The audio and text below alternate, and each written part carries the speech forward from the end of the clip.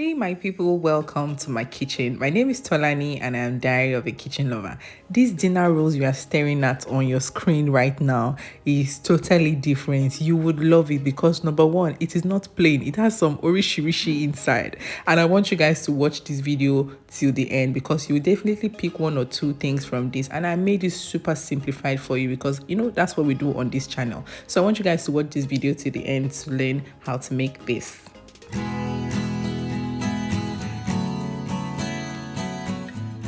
I'm going to be using my stand mixer. You can do this with your hand also. I'm going to explain how to do that in the course of this video. So you're going to start by adding 2 cups of lukewarm milk. You can put your milk in the microwave and warm it for like 30 seconds to make it warm a bit. Then I'll add 1 tablespoon of yeast. Then half a cup of sugar. 3/4 cups of melted butter. I'm using unsalted butter. Then I'll use my whisk to mix this together. So if you are using your hand, just transfer this into a normal bowl and just use your whisk to mix this together. You're going to mix this together for like 3 minutes before you now add the next ingredient. I'm going to put the full ingredients in the description box, so please feel free to look at it and just get it from there also.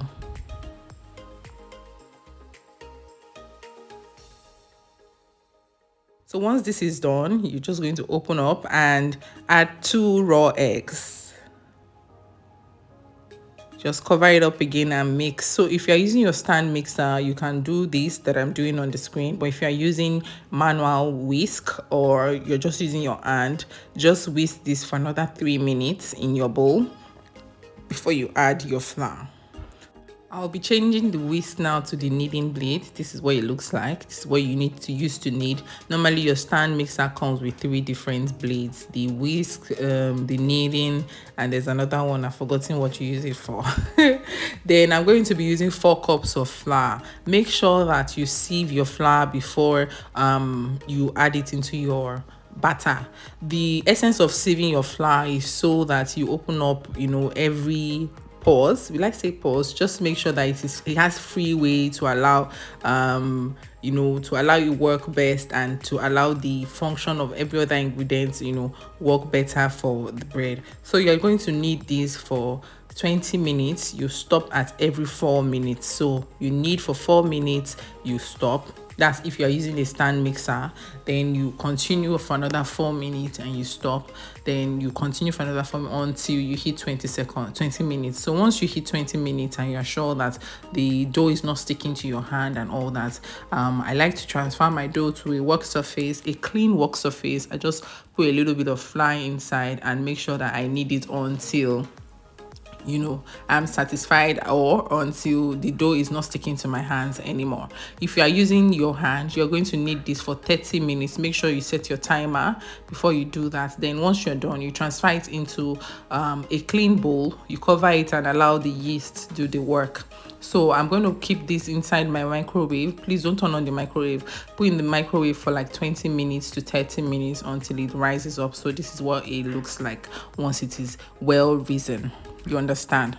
So this is what it looks like. We're just going to cut these into small shapes and we're going to roll and just put the sardine in the middle and bake. I told you guys it is very, very easy to make. So this is what you get. So what I always do is I try to divide it. Unfortunately, I didn't have my measurement scale at the kitchen when I was doing this, so I just use my my head to just measure this. So you're going to measure and just cut into shapes that you think are of the same sizes. You get your sardine. So I'm going to be using 2 packs of sardine, 2 cans of sardine. I'm just going to get my manual whisk and just mash everything together. If you have a masher, you can use a masher or you can use a fork or even your hands. Just make sure you have your clean hands. So this is what it looks like. Once you get your desired sizes, you're just going to keep rolling like this. Make sure that your dough is not sticking to your hand. That's when you know your dough is ready. You cut into small sizes like this. You flatten it. Then you grab a half a tablespoon of sardine and just put it in the middle and just close each edges until you get like a round consistency, just like I am doing on the screen right now. So you're just going to cover everything up and make sure that no there's no hair, or you don't leave any part out. Then this is what it looks like. You just add it to the ones you've already rolled. You are going to do the same thing for all of the batters, and make your egg wash. So the egg wash is just to brush up the surface of each dough so that they look nice and they bake faster. So for my egg wash, some people always use egg and water with salt, but for creamier and more tastier taste, I like to use evaporated milk, egg, and some salt. So I'll just mix it together, get my kitchen brush, and just brush off the surfaces of each doughs.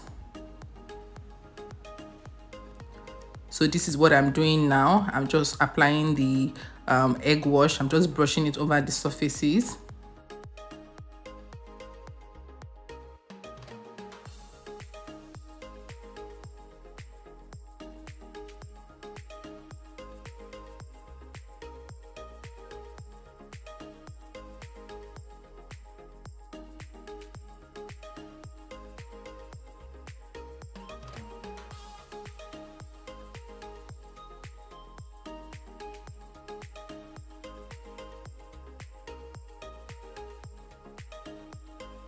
So once I'm done with this, I already started preheating my oven. I started preheating like 30 minutes before time. I preheated the oven in 200 degrees, and I'm going to be baking this in 150 degrees. Bread bakes really fast, especially the small ones like this, the dinner rolls like this. So I don't want to bake it for more than 150 degrees. So it's going to bake in 150 degrees for 20 minutes. Sometimes it lasts as long as 25 minutes. When you check and you see that it is well baked, you can take it out of the fire or out of the oven.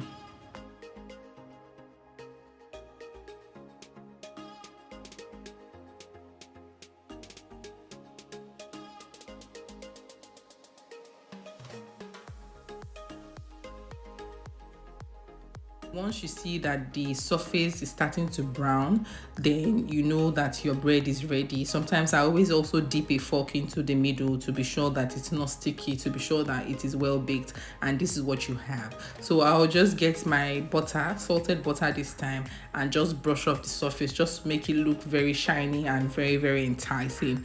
You can see how nice this is. So you don't even have to eat the bread with anything because it already has sardines. So it's something that you can just munch on. What my husband always does is he puts it in a Ziploc bag and takes it to work, or he eats it while he's going to work. It's a very, very nice snack that you can have for breakfast while going out, up and running and all that, out and about. You can just get it and just put it in a Ziploc bag or wrap it around the foil paper and just eat it, knowing that you bake this and you know what ingredients you put into it. So you're not scared of pomades and all those things that people put in their bread to sell. And this is what it looks like. I hope you guys are going to try this, and if you find this content very interesting and if you find this recipe interesting, please, I want you to type the word bread in the comment section, and please give me a thumbs up also in the comment section. And if you haven't already subscribed, please, this is an opportunity to subscribe to my YouTube channel. Thank you for the love and support always. The next video we're going to be posting is a vlog, and I cannot wait for you guys to see it. Thank you.